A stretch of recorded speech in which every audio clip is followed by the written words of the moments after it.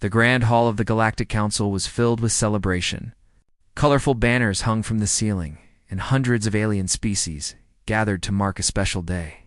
It was the 50th anniversary of humanity joining the Galactic Union, and Ambassador Elena Vasquez stood at the center of it all. She was a tall woman with silver streaks in her dark hair.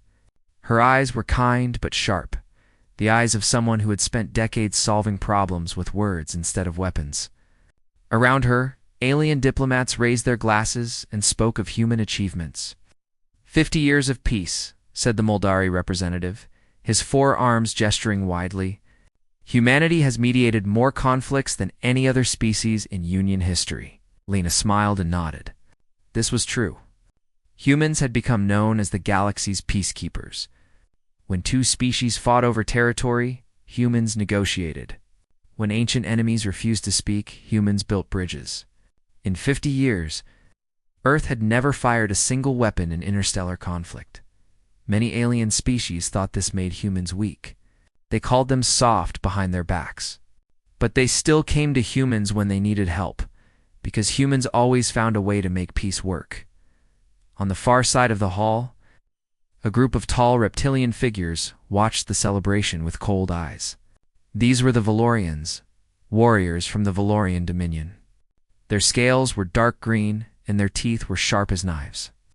At their center stood Warlord Kethril, supreme military commander of their empire. Kethril had conquered dozens of worlds. He believed that strength was the only truth in the universe. The weak existed to serve the strong, and in his eyes humans were very, very weak. Look at them, he hissed to his officers, celebrating their softness like it is something to be proud of. His second-in-command, a scarred warrior named Vethaner, nodded slowly. They have that colony world, New Haven. 8 million humans and 2 million refugees from other species. Rich in resources. No military presence. Cathril's eyes narrowed with interest. Tell me more. New Haven was humanity's proudest colony.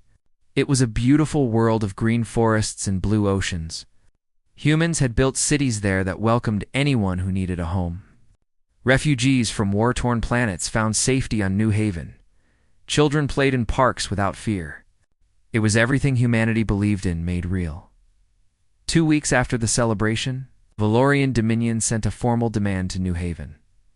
They wanted control of the planet's resources. They wanted the humans to leave or become servants of the Dominion. Ambassador Vasquez traveled to meet with Kethril personally. She sat across from him in a cold metal room on his warship, and she did what humans always did. She negotiated. There is a way forward that benefits everyone, she said calmly. We can share the resources. We can establish trade agreements. No one needs to fight. Kethril watched her with his reptilian eyes. He saw no weapons on her ship. He saw no threats in her words. He saw only weakness. You are very generous, he said, his voice dripping with false respect. We will consider your offer. Lena returned to the Galactic Council and reported her concerns. The Valorians were moving ships near New Haven. Their communications suggested they were planning something. She asked the Council to send observers, to pressure the Dominion to stand down. The Council dismissed her worries. Humans see threats everywhere, said the Moldari representative. The Valorians are aggressive, yes, but they would not dare attack a Union member world. You are being paranoid, Ambassador? Lena pressed harder, but no one listened. Humans were good at talking, the other species believed, but they did not understand real military matters. The Valorians were simply posturing. Nothing would happen. Elena could not sleep that night. Something felt wrong. She sent a private message to New Haven, warning them to be careful. But what could civilians do against a military empire? The attack came 3 days later. It began at dawn on New Haven, when the sky turned red with fire. Valorian warships appeared in orbit without warning. They did not demand surrender. They did not ask for negotiations. They simply opened fire. The first wave of orbital bombardment destroyed the major cities in minutes. Buildings that had stood for decades vanished in balls of flame. Schools, hospitals, homes all turned to ash and rubble. Then the ground troops came. Valorian soldiers marched through the ruins, and they showed no mercy. They killed everyone they found. Men, women, children, elderly, refugees, it did not matter. Cathrell had given a simple order: leave no survivors. The massacre lasted 6 hours. When it ended, 8.2 million people were dead. An entire world had been silenced. Cathrell stood on the bridge of his warship and smiled. He ordered his communications officer to broadcast the footage of the massacre to every corner of the galaxy. He wanted everyone to see what happened to those who defied the Dominion. "Let this be a lesson," he announced to the stars. "The weak have no place in this universe."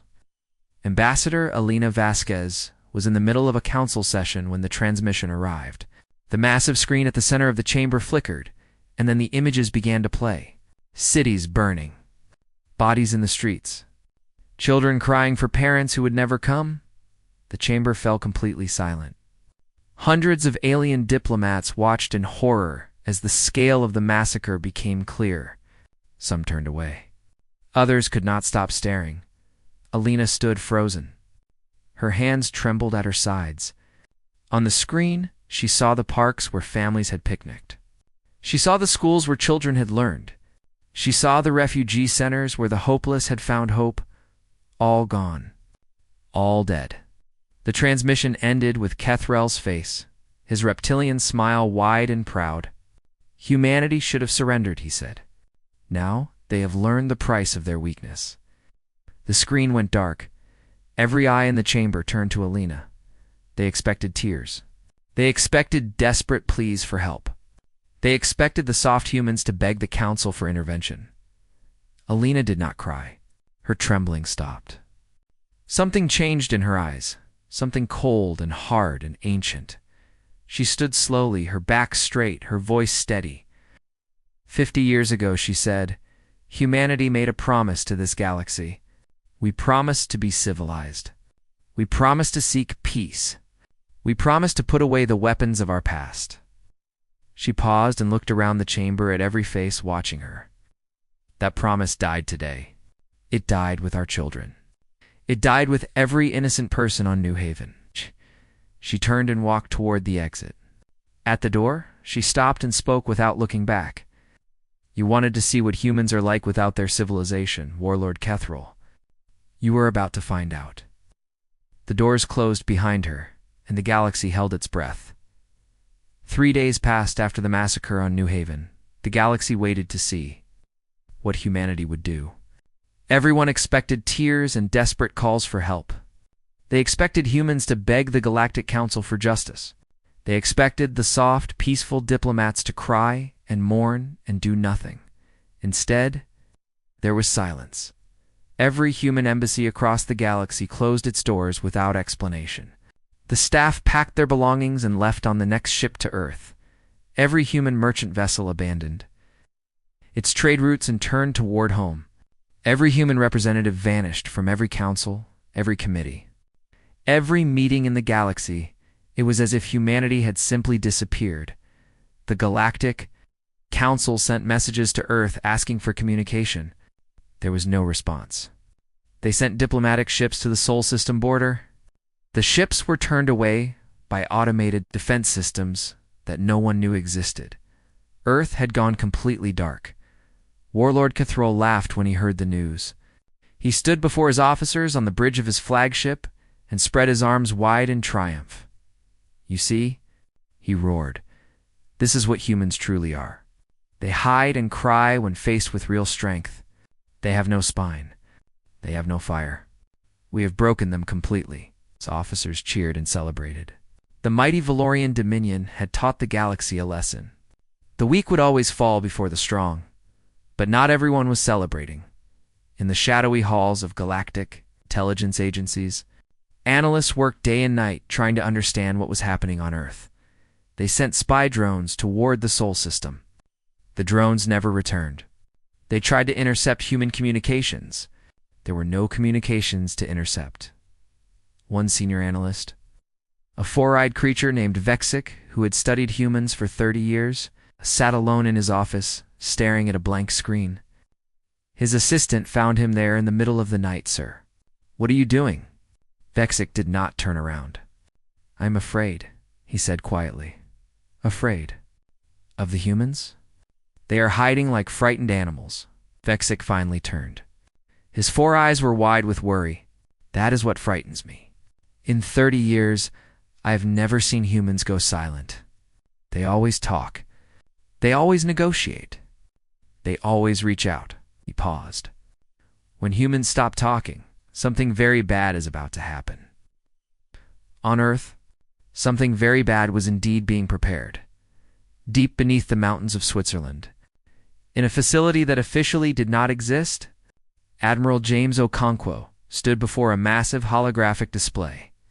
He was a tall man with dark skin and gray hair, his face carved with lines from decades of carrying heavy secrets. The display showed thousands of ships, not the small trading vessels the galaxy knew. These were warships, sleek, powerful, and terrifying. Weapons platforms the size of small moons, fighter craft that moved faster than anything in known space.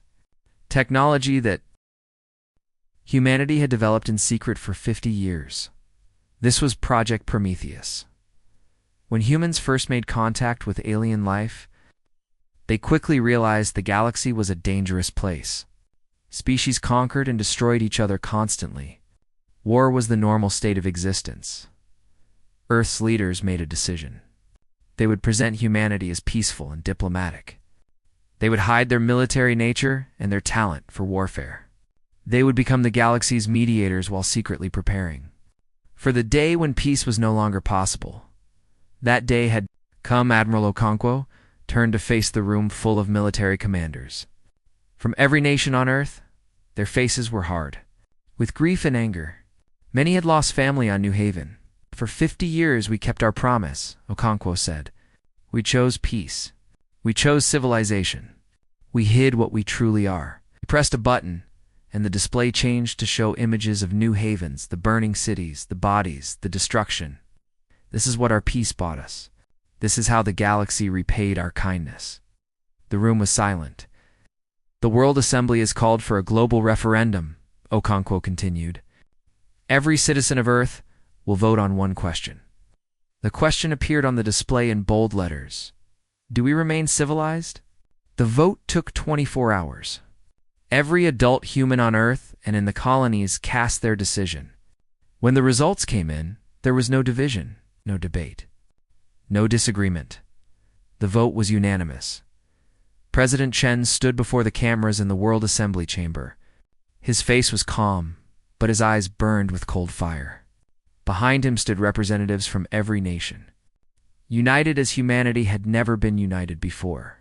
To the Valorian Dominion, he began, his voice carrying to every corner of the galaxy. You killed 8.2 million of our people.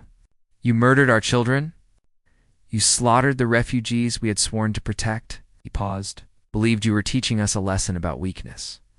You were wrong. You have taught us a lesson about the limits of patience. In the Galactic Council chamber, diplomats watched the broadcast in stunned silence. For 50 years, humanity chose peace. Not because we were incapable of war. Not because we feared conflict. We chose peace because we knew what we were capable of. President Chen leaned forward.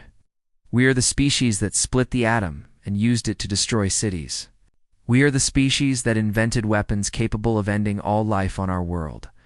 We are the species that spent thousands of years perfecting the art of killing each other before we learned to work together. His voice dropped to something cold and hard. We chose civilization because we had seen what we'd become without it. We chose peace because war is what we do best. And now, Warlord Kethrel, you will learn why humanity tried so hard to stay civilized. The broadcast ended. For a long moment, nothing happened. Then sensors across the galaxy began screaming alerts. The Sol system, which had been silent and dark for days, suddenly blazed with activity. Ships began emerging from hidden locations from inside asteroids, from beneath planetary surfaces, from behind moons, where they had waited in secret for decades. Not dozens of ships, not hundreds, thousands. The Galactic Council watched their displays in horror as the human fleet assembled. Ship after ship appeared, each one more advanced than anything they had ever seen, weapons platforms that dwarfed space stations. carriers that could hold entire armies, destroyers that moved with impossible speed and grace, the peaceful diplomats, the soft mediators, the weak humans who had never fired a shot. They had been hiding an armada capable of conquering the galaxy. On his flagship, Warlord Kethril stared at his sensor display. His scales had gone pale. His officers had stopped celebrating. "How many ships?" he demanded. His sensor officer's voice trembled. "Over 4,000 warships, Warlord, and they are moving toward our space." Kethril's claws dug into his command chair. He had wanted to show the galaxy what happened when you faced Valorian strength. Now he was about to learn what happened when you wakened human wrath. The fleet moved as one. A tide of steel and fire heading toward Valorian space, and at its head, Admiral Okonkwo looked at the stars ahead and spoke softly. "We gave them 50 years of peace. Now we give them war. And we have had a very long time to prepare." The Valorian Dominion controlled 200 star systems.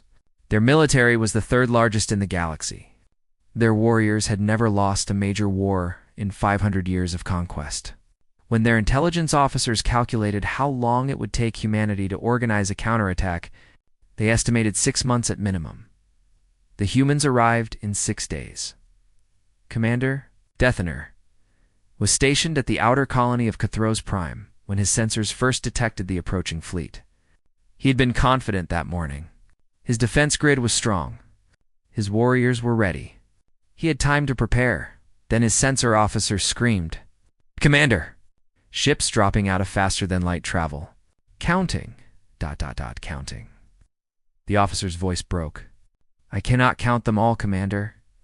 There are too many." The sky above Cathros Prime filled with human warships. They moved in formations that Valorian tacticians had never seen before, fluid and adaptive, constantly shifting like a living thing. Each ship seemed to know exactly where every other ship would be. They moved together like the fingers of a single hand. Vethiner opened fire with everything he had. Missiles screamed into space. Energy weapons blazed against the darkness. His warriors roared their battle cries. The human ships danced through the fire like it was nothing. They twisted and turned, sliding between missiles, deflecting energy beams. Not a single shot connected, and then they returned fire.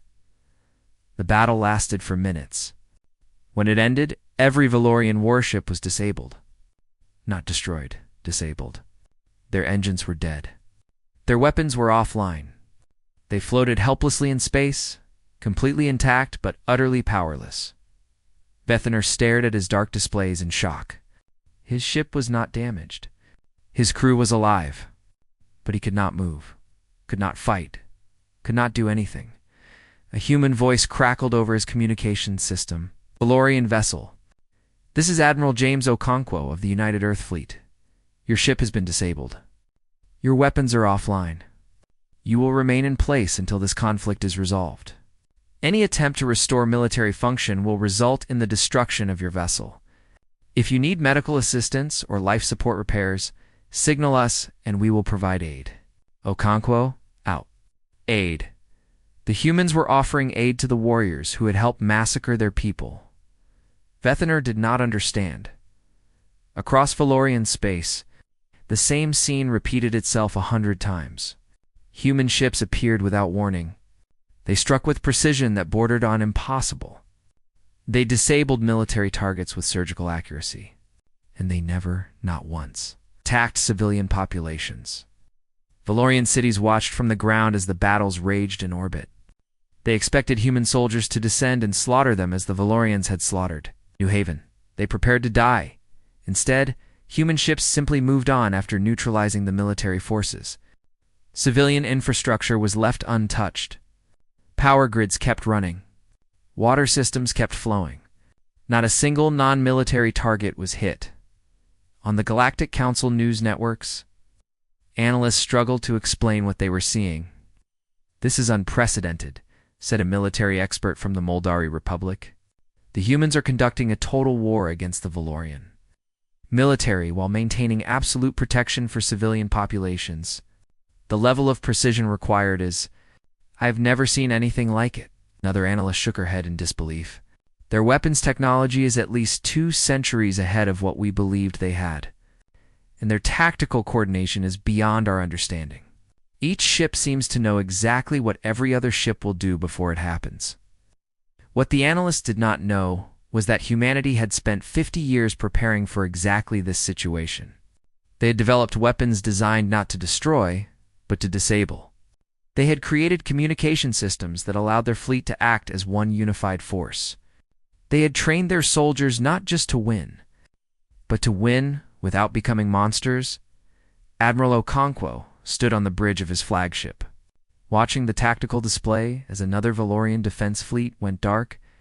"Casualty report," he said. His operations officer checked her screen. "0 human casualties, Admiral. 0 Valorian civilian casualties. Military casualties on the enemy side are minimal, mostly injuries from systems failures when we disabled their ships." Okonkwo nodded. This was the human way of war. Overwhelming force, perfect precision, and mercy for the innocent. And Kethral's main fleet. "Gathering at Kethral's fist, sir? He is assembling every warship the Dominion has left. Our estimates put his force at approximately 800 vessels, 800 warships. The largest Valorian military force ever assembled." Kethral was preparing for a final stand. The human fleet changed course at the fortress station known as Kethral's Fist. The warlord himself watched the approaching enemy on his display.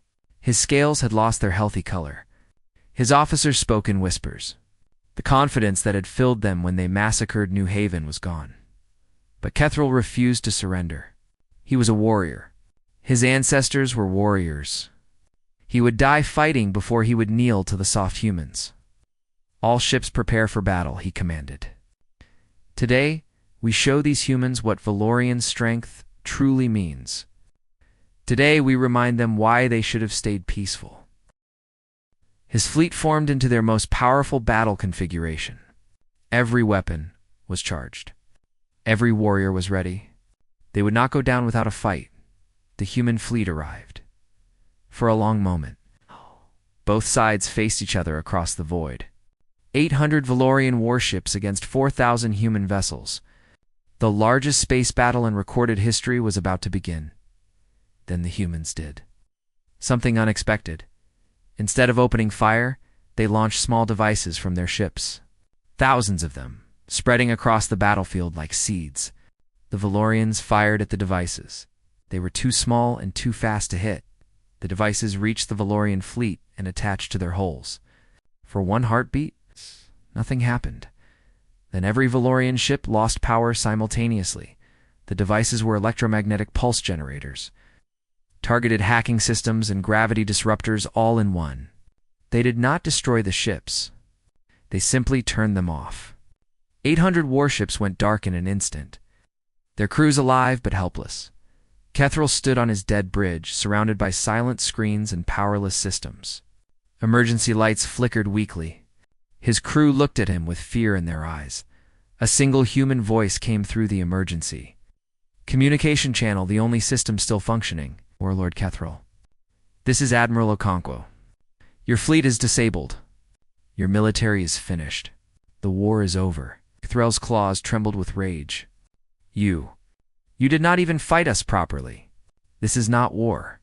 This is efficiency," Okonkwo replied calmly. "You wanted to see humans without their civilization.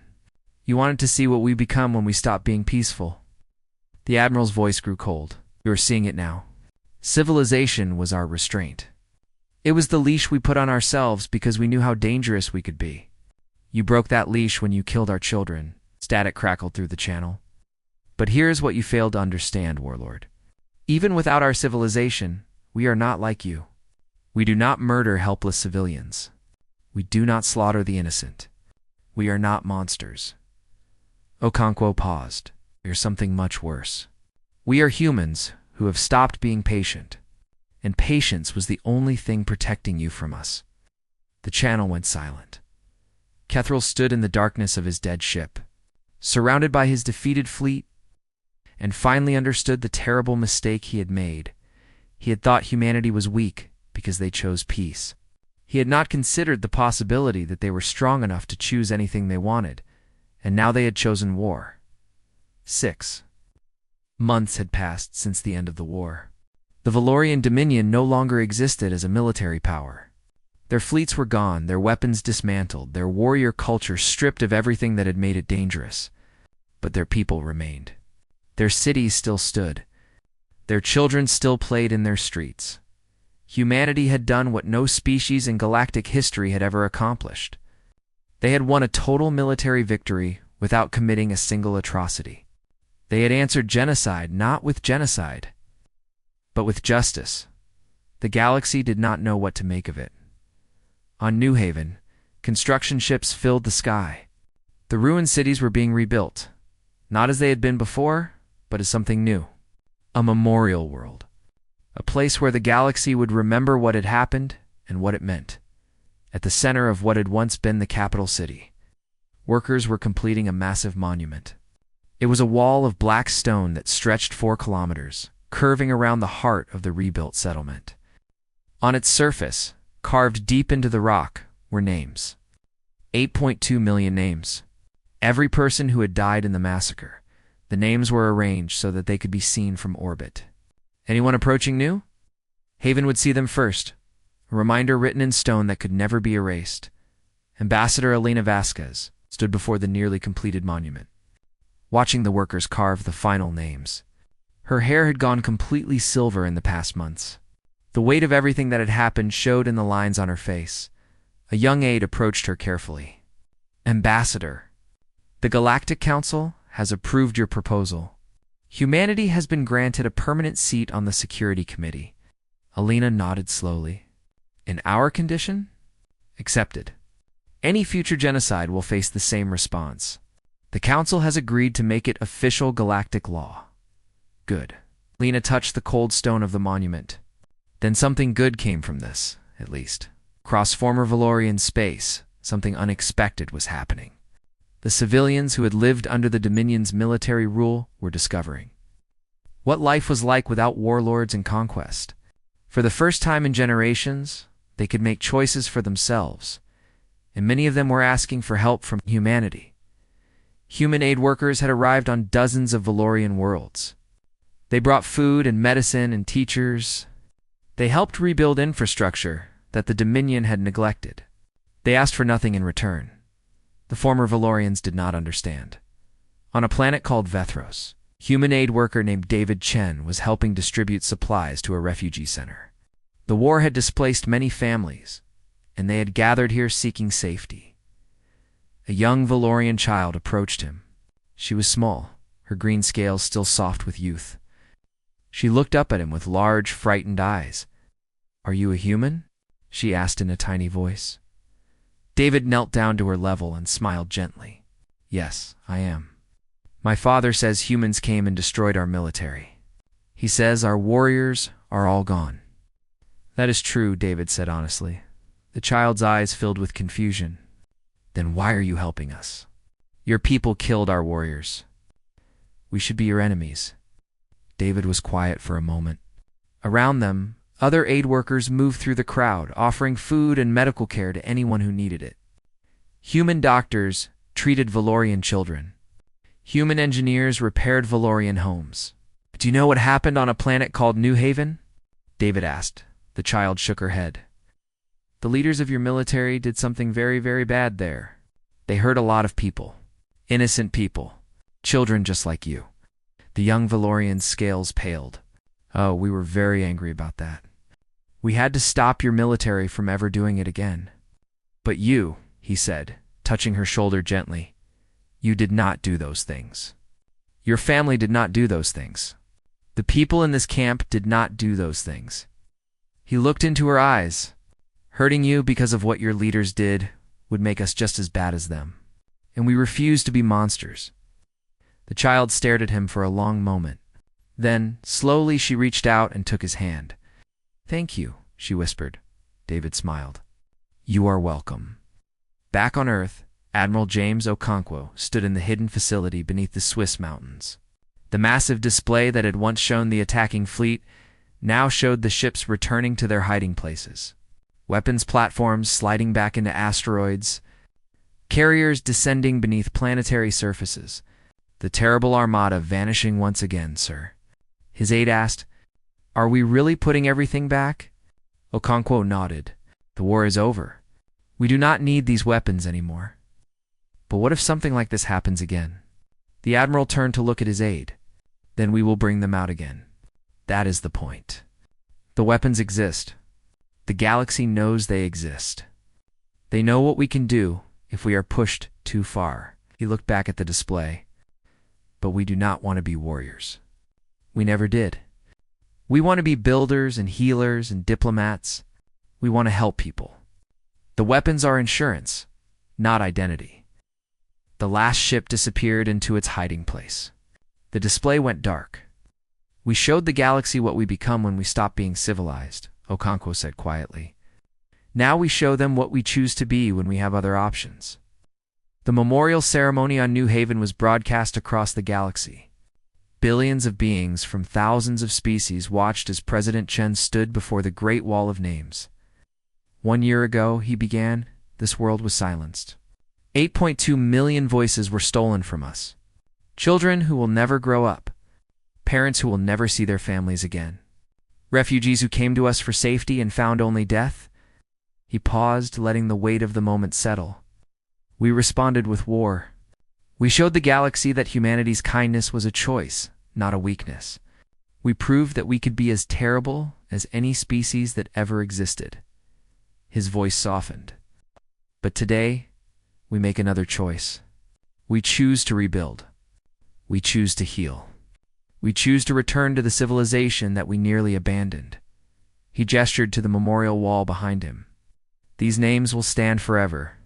They will remind us of what we lost. They will remind the galaxy of the price of crossing certain lines, but they will also remind us of who we want to be." President Chen looked directly into the cameras. "We are not the monsters we proved we could become. We are something better. We are humans capable of terrible destruction, but always striving for something greater. We choose peace not because we cannot wage war, but because we are strong enough to choose mercy." He stepped back. "Let this be remembered. There are lines that must never be crossed. The galaxy now knows what waits on the other side, but they also know what waits on this side, a species that would rather build than destroy, that would rather heal than harm, that would rather love than hate." The ceremony ended, but the galaxy kept watching. Years later, a new alien species made first contact with the Galactic Union. They were small, curious beings who had just developed faster than light travel. A Union guide was assigned to introduce them to the major species of the galaxy. When they reached the human section of the council, the newcomers paused. "We have heard many stories about this species," their leader said. "Some say they are the kindest beings in the galaxy. Others say they are the most dangerous. We do not understand how both can be true." The guide, an old Moldari who had lived through the Valorian War, considered the question carefully. "Humans are the most peaceful species in the galaxy," he finally said. "They truly are. They help anyone who asks. They negotiate peace between ancient enemies. They give without expecting anything in return." He paused. "But they are also the most dangerous species in the galaxy, because their peace is a choice. Every day, every moment, they choose to be kind. And that means they can also choose not to be." The newcomers looked uncertain. "Then what should we do?" The Moldari guide smiled gently. "Be their friend. Accept their help. Return their kindness. This is very easy to do, because humans genuinely want to be good." His smile faded slightly. "Just never, ever give them a reason to stop choosing peace. Because the day humanity stops being civilized is the day the galaxy learns why they tried so hard to be civilized in the first place." The newcomers looked at the human delegation across the chamber. The humans were laughing, sharing food with representatives from a dozen species, helping mediate a minor dispute between two old rivals. They looked so ordinary, so friendly, so soft. But the newcomers had seen the memorial on New Haven. They had heard the stories. They understood, and they chose to be friends.